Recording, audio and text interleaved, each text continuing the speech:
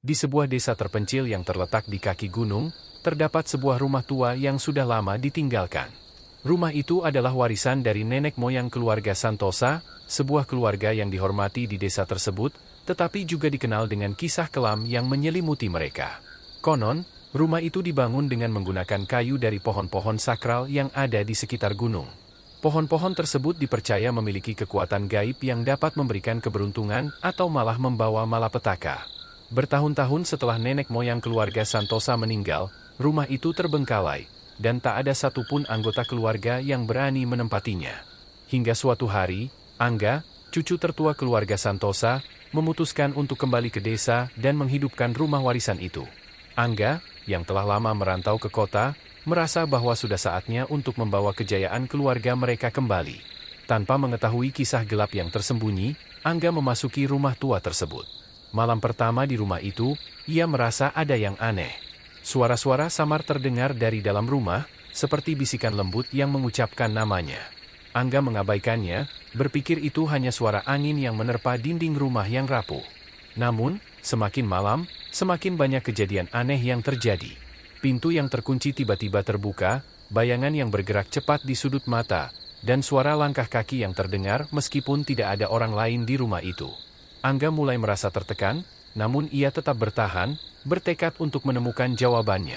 Pada malam ketiga, Angga menemukan sebuah buku tua di dalam lemari yang terkunci rapat. Buku itu berisi cerita tentang kutukan yang diwariskan oleh nenek moyang keluarga Santosa.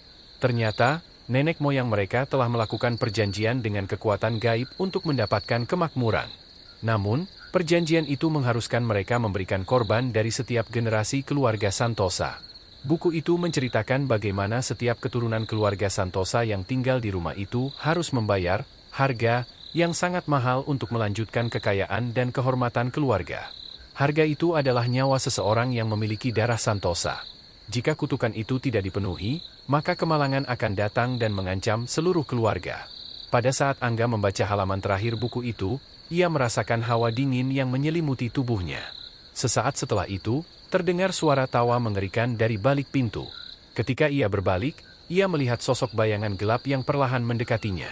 Tanpa bisa bergerak, Angga merasakan tubuhnya terhimpit oleh kekuatan gaib yang berasal dari rumah tersebut.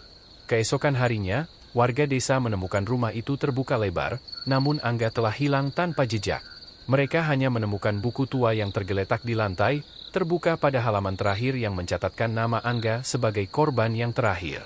Sejak saat itu, rumah tersebut kembali ditinggalkan, dan cerita tentang kutukan warisan nenek moyang keluarga Santosa terus menjadi legenda yang menakutkan di desa itu. Tak ada lagi yang berani mendekati rumah tersebut, karena mereka tahu, kutukan itu tidak akan pernah berhenti mencari korban berikutnya. Setelah hilangnya Angga, desa itu kembali diliputi ketakutan. Warga yang dulunya merasa aman mulai merasakan kehadiran sesuatu yang tidak terlihat, namun sangat terasa. Suara langkah kaki di malam hari, jeritan di kejauhan, dan sesekali, bayangan aneh yang melintas di balik pepohonan. Mereka tahu, kutukan itu belum berakhir. Tahun berganti, dan cerita tentang Angga yang menghilang semakin menjadi legenda yang menakutkan. Namun, tidak semua orang percaya pada kisah itu. Seorang pemuda bernama Dwi, sepupu Angga, kembali ke desa setelah mendengar tentang kejadian mengerikan tersebut. Dwi adalah seorang ilmuwan yang skeptis terhadap hal-hal gaib dan tidak percaya pada mitos-mitos yang beredar. Ia berniat untuk membuktikan bahwa apa yang terjadi pada Angga hanyalah kebetulan belaka, atau mungkin ada penjelasan rasional di baliknya. Dwi memutuskan untuk tinggal di rumah warisan tersebut, meskipun warga desa memperingatkannya untuk tidak melakukannya. Mereka mengatakan bahwa kutukan itu akan mengincar siapa saja yang mencoba mengungkapnya. Tapi Dwi bersikeras, yakin bahwa ia bisa menemukan penjelasan ilmiah untuk fenomena aneh yang terjadi di rumah itu. Pada malam pertama di rumah tua itu, Dwi merasa ada yang tidak beres. Suasana yang sunyi membuatnya merinding, dan seolah-olah waktu bergerak lebih lambat dari biasanya. Saat ia sedang memeriksa salah satu ruang yang tampak rusak, tiba-tiba sebuah suara keras terdengar dari atas rumah. Dwi mendaki ke lantai atas, merasa ada sesuatu yang menariknya ke sana. Di sebuah kamar yang terlupakan, ia menemukan sebuah lukisan tua yang menampilkan sosok seorang pria tua dengan tatapan tajam dan misterius. Dwi merasa mata lukisan itu mengikutinya, seolah ada sesuatu yang hidup di dalamnya. Keberaniannya diuji saat ia menemukan sebuah ruangan tersembunyi di balik dinding yang retak. Di dalam ruangan itu, terdapat sebuah altar kecil dengan benda-benda ritual yang telah lama terkubur oleh debu.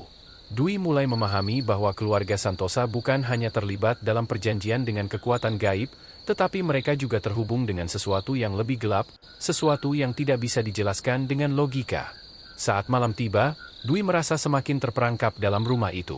Suara-suara aneh semakin sering terdengar, dan bayangan-bayangan yang tidak terlihat bergerak di sekitarnya. Ia berusaha tidur, namun matanya terbelalak karena sebuah tangan dingin menyentuh pundaknya. Dwi berbalik, dan di sana, di sudut kamar, ia melihat sosok yang mengerikan. Itu adalah sosok Angga, namun tubuhnya tampak lebih kurus, dengan wajah yang pucat dan mata yang kosong. Dwi terperangah, tidak bisa berkata-kata. Angga berbicara dengan suara serak, "Jangan coba-coba melawan mereka, Duh, kami semua terperangkap di sini, dan kau juga akan menjadi bagian dari mereka." Tiba-tiba, langit luar rumah menjadi gelap, meskipun masih awal malam. Angin kencang mulai berhembus, menggoyang pintu dan jendela rumah itu. Di dalam rumah, suara ketukan terdengar keras, seperti sesuatu yang menuntut masuk. Dwi merasa ada kekuatan yang luar biasa mendorongnya untuk keluar dari rumah itu, tetapi langkahnya seakan berat dan tubuhnya mulai lemah. Angga menghilang begitu saja, meninggalkan Dwi dengan perasaan cemas yang mencekam. Pada keesokan harinya, warga desa menemukan Dwi tergeletak di depan rumah tua tersebut, dengan wajah yang pucat dan matanya terbuka lebar. Di tangannya, ada sebuah buku yang sudah hampir hancur, tepat di halaman yang menceritakan tentang pengorbanan terakhir yang harus dilakukan oleh keturunan keluarga Santosa. Di halaman itu, tertulis nama Dwi, yang akan menjadi korban berikutnya untuk mengakhiri kutukan itu. Kini, desa itu benar-benar terkunci dalam ketakutan. Rumah warisan keluarga Santosa tetap berdiri, gelap dan kosong, menunggu keturunan lainnya yang berani menantang takdirnya. Namun, siapapun yang mencobanya, akan mendapati bahwa kutukan itu tidak pernah berakhir. Itu adalah warisan yang lebih gelap daripada sekadar harta, dan siapapun yang datang, akan selalu diburu oleh bayangan nenek moyang mereka yang tidak bisa lepas dari kutukan yang telah lama diikat. Setelah hilangnya Dwi, cerita tentang rumah warisan keluarga Santosa semakin tersebar luas. Tak hanya warga desa yang takut, tetapi bahkan desa-desa tetangga pun mulai menghindari daerah sekitar gunung tersebut. Tidak ada yang berani mendekati rumah itu lagi, bahkan para pendaki yang dulu sering melewati kawasan itu kini berbelok jauh untuk menghindari tempat yang dianggap terkutuk. Namun, sebuah keputusan yang berani, atau bisa dibilang nekat, datang dari seorang wanita muda bernama Maya, adik perempuan Dwi. Maya tidak percaya pada cerita-cerita seram yang beredar, dan lebih dari itu, ia merasa bahwa ada sesuatu yang harus diselesaikan. Adiknya telah hilang, dan keluarganya menjadi korban dari kutukan yang tak pernah dipahami sepenuhnya. Maya memutuskan untuk kembali ke rumah itu, untuk menemukan jawaban, dan mungkin menyelamatkan sisa keluarganya yang masih terikat dengan warisan kelam itu. Ketika Maya tiba di desa, ia disambut dengan wajah cemas warga yang saling berbisik. Mereka mencoba memperingatkan Maya untuk tidak melanjutkan niatnya, bahkan ada yang mengatakan bahwa mereka telah mencoba mencari cara untuk menghentikan kutukan itu, tetapi selalu gagal. Maya, dengan tekad yang kuat, menyatakan bahwa ia akan menyelidiki kutukan itu hingga akar-akarnya. Malam itu, Maya menuju rumah tua itu dengan hati yang penuh keraguan, namun juga rasa penasaran yang mendalam. Suasana di sekitar rumah terasa lebih suram daripada yang ia bayangkan. Angin malam membawa aroma lembab dan busuk, sementara bayangan pepohonan yang menjulang tinggi memberi kesan rumah itu seperti terperangkap dalam waktu yang tak bergerak. Begitu langkah pertama Maya menginjakkan kaki di teras rumah itu, ia merasa seolah ada sesuatu yang mengawasinya. Dengan membawa lampu minyak, Maya masuk ke dalam rumah yang tampak lebih gelap daripada sebelumnya. Dinding yang sudah rapuh mengeluarkan suara gemerisik, seolah-olah rumah itu sendiri bernafas, menunggu sesuatu. Maya tidak bisa mengusir perasaan bahwa setiap langkah yang diambilnya seakan memicu sesuatu yang lebih buruk. Namun, ia tidak bisa mundur sekarang. Ini adalah perjalanan yang harus ia jalani. Ia mulai mencari-cari di ruang-ruang rumah, mencoba untuk mengingat apa yang ia pelajari tentang kutukan itu dari buku yang ditemukan Dwi. Saat ia membuka pintu ruang bawah tanah, hawa dingin yang menusuk langsung menyambutnya. Di dalamnya, Maya menemukan sesuatu yang mengerikan, sebuah peti tua dengan simbol-simbol aneh yang terukir pada permukaannya. Tanpa ragu, Maya membuka peti itu. Apa yang ia temui di dalam peti membuatnya terkejut. Ada sebuah boneka kayu yang sangat mirip dengan boneka yang sering ia lihat pada saat masa kecilnya, namun ada perbedaan yang mencolok. Boneka itu tampak seperti seorang wanita, dengan mata yang terlihat hidup dan tatapan yang penuh kehampaan. Di samping boneka itu, ada sebuah catatan yang tertulis dengan tinta merah, yang berkata, "Pilih satu, keluar atau tinggal. Namun jika kau pilih tinggal, keturunanmu yang berikutnya akan membayar harga." Maya merasa hatinya berdegup kencang.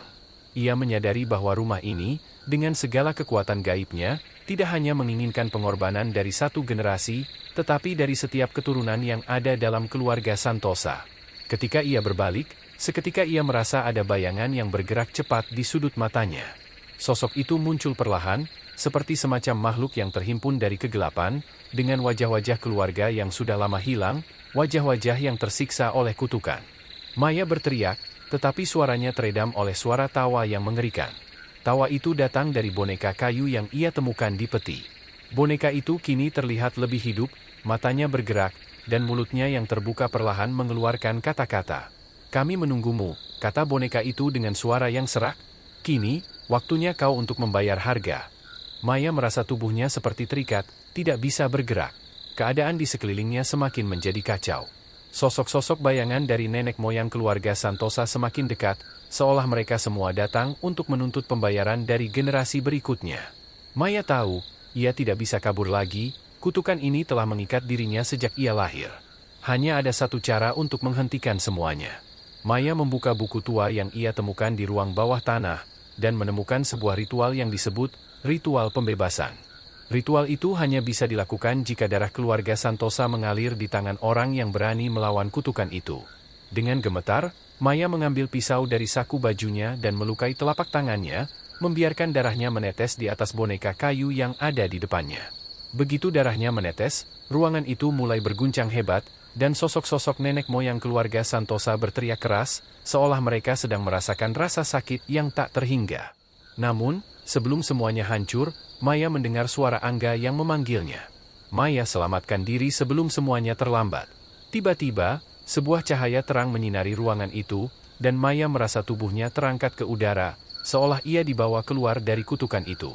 Semua bayangan menghilang, dan rumah itu tampak kembali seperti semula. Maya, yang hampir pingsan, terjatuh di halaman rumah, dengan darah yang masih mengalir dari tangannya. Ketika ia membuka mata, ia mendapati dirinya berada di luar rumah, jauh dari kekuatan gelap yang pernah menguasainya. Rumah itu, kini, hanya menjadi kenangan yang tak pernah bisa dihapus. Namun, di kedalaman hatinya, Maya tahu bahwa meskipun ia berhasil keluar, kutukan itu belum selesai. Karena rumah warisan keluarga Santosa tetap ada, menunggu keturunan berikutnya untuk kembali dan menghadapi takdir yang telah tertulis. Dan selama rumah itu masih berdiri, kutukan akan terus memburu siapapun yang berani menyentuh warisan gelap ini. Maya terbaring tak sadarkan diri di halaman rumah tua yang kini terasa lebih sunyi dari sebelumnya. Ia merasa seolah-olah telah terlepas dari cengkeraman sesuatu yang sangat gelap, namun tubuhnya masih terasa lemas, seperti baru saja melewati ujian yang tak terbayangkan. Ketika mata Maya terbuka kembali, ia melihat langit yang mulai terang, namun suasana tetap terasa aneh. Rumah itu, meskipun tampak tidak berubah secara fisik, terasa lebih terasing, seolah ada sesuatu yang telah berubah dalam dirinya. Maya berusaha bangkit dan berjalan menjauh dari rumah itu, tetapi langkahnya terhenti. Di kejauhan, ia melihat sesuatu yang tak pernah ia duga. Rumah itu mulai memudar, seolah-olah menghilang perlahan ke dalam kabut tebal yang tiba-tiba muncul di sekitar area itu. Maya merasa bingung, apakah ini berarti ia benar-benar berhasil mengakhiri kutukan itu, atau apakah itu hanya ilusi dari kekuatan gelap yang mencoba menjeratnya lagi. Namun, saat kabut menyelimuti rumah, sebuah suara lembut terdengar di telinganya. Itu adalah suara Angga. "Mai, kau telah memilih jalan yang benar. Kutukan ini telah berakhir, tetapi ingatlah bahwa kita akan selalu menjadi bagian dari rumah ini. Warisan nenek moyang kita tidak akan hilang sepenuhnya. Kami akan terus ada di dalam ingatanmu, dalam setiap langkah yang kau ambil, dan dalam setiap keputusan yang kau buat." Suara itu semakin memudar, dan Maya merasa berat di dadanya. Sepertinya, meskipun kutukan itu berhasil dihentikan untuk sementara, jiwa-jiwa yang telah terperangkap dalam rumah itu tidak bisa benar-benar bebas. Mereka tetap ada, terikat oleh sejarah dan takdir yang kelam. Maya tahu bahwa kutukan ini tidak hanya berakhir dengan ritual yang dilakukannya. Itu adalah peringatan bahwa kekuatan gelap itu akan terus mengintai, siap menyerang siapapun yang berani merusak keseimbangan yang telah ada selama berabad-abad. Ketika kabut mulai menghilang, rumah itu pun ikut lenyap, seolah-olah tidak pernah ada. Maya berdiri di tengah jalan setapak yang semula dipenuhi oleh pepohonan besar yang mengelilingi rumah itu. Semua yang tersisa kini adalah kenangan, dan meskipun rumah itu telah hilang, perasaan tak tenang tetap membayangi Maya. Ia berjalan kembali ke desa, tetapi kali ini berbeda. Meskipun ia telah berhasil mengatasi kutukan yang mengancam keluarganya, Maya merasa bahwa kutukan itu telah meninggalkan bekas di dalam dirinya, bekas yang tak bisa hilang begitu saja. Ada rasa kehilangan yang mendalam, dan suatu pemahaman bahwa, meskipun ia berhasil melarikan diri dari cengkeraman warisan itu, ia tetap terikat pada sejarah keluarganya. Sesampainya di desa, Maya menceritakan segalanya kepada penduduk. Mereka semua mendengarkan dengan cemas, tetapi tak ada lagi yang berani menantang kutukan itu. Mereka tahu bahwa rumah itu mungkin telah hilang, tetapi tidak dengan sejarah yang terkubur di dalamnya. Maya, dengan berat hati, memutuskan untuk pergi jauh dari desa itu, mencari tempat yang lebih damai, jauh dari bayang-bayang warisan yang telah mengganggu keluarganya selama bertahun-tahun. Namun, jauh di dalam hatinya, Maya tidak bisa sepenuhnya melupakan peringatan yang diberikan oleh Angga. Meskipun ia telah keluar dari rumah itu, ia tahu bahwa kutukan ini akan selalu ada, mengintai di setiap langkah kehidupan mereka yang terhubung dengan keluarga Santosa. Tahun-tahun berlalu, dan Maya membangun hidup baru di kota yang jauh dari desa. Ia menikah, memiliki anak, dan mencoba untuk hidup dengan damai, namun setiap malam, ketika ia menutup mata, ada bayangan yang kadang datang dalam mimpinya, bayangan rumah tua itu, dan suara yang mengingatkannya bahwa tak ada yang benar-benar bebas dari warisan gelap yang telah mengikat keluarganya. Suatu malam, ketika Maya sedang duduk sendirian di ruang tamu rumah barunya, ia melihat sebuah boneka kayu kecil yang tergeletak di atas meja. Boneka itu, meskipun jauh dari rumah keluarga Santosa, terlihat familiar. Boneka itu, yang sangat mirip dengan boneka yang ditemukan Dwi di rumah tua, tampaknya muncul begitu saja tanpa alasan. Di bawah boneka itu, ada selembar kertas kecil yang tertulis dengan tinta merah, warisan ini takkan pernah selesai. Seketika, Maya merasakan tubuhnya membeku. Ia tahu, kutukan itu mungkin sudah berakhir, tetapi warisan itu, seperti darah yang mengalir di dalam dirinya, akan selalu mengikutinya, mengikuti setiap keturunan keluarga Santosa. Karena rumah itu, meskipun hilang dari pandangan, tidak pernah benar-benar hilang dari dunia ini. Tamat.